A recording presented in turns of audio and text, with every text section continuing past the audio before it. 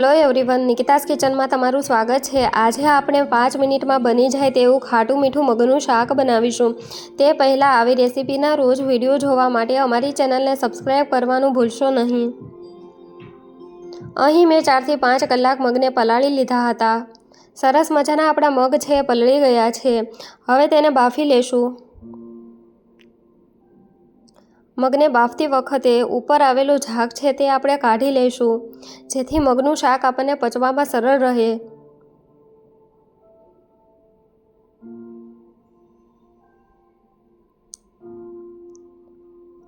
અહીં મેં શાકના વઘાર માટે સૂકું મરચું અને લીમડાના પાન, લસણ અને ટમેટું લીધું છે।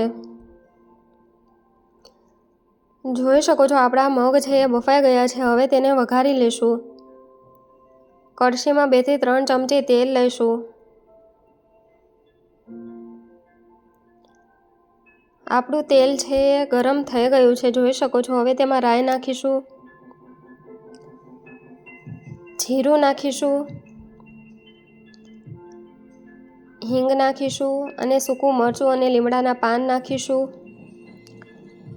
લસણની કટકી નાખીશું।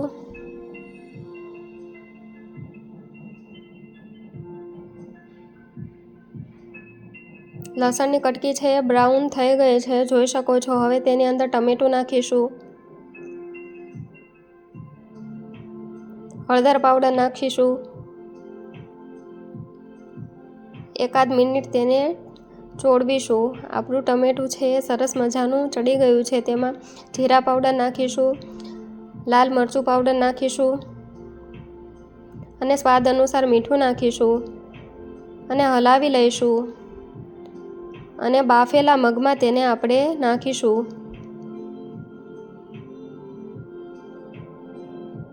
આ મિશ્રણને આપણે 2 થી 3 મિનિટ કૂક કરવાનું છે, જેથી રસો છે એ સરસ મજાનો ઘાટો થઈ જાય।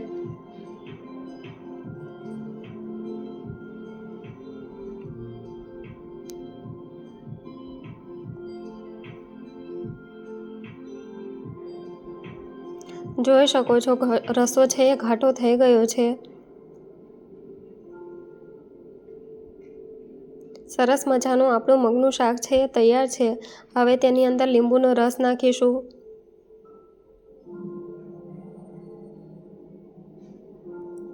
અને કોથમીરના પાન નાખીશું। સરસ મજાનું આપણું ખાટું મીઠું મગનું શાક છે એ તૈયાર છે।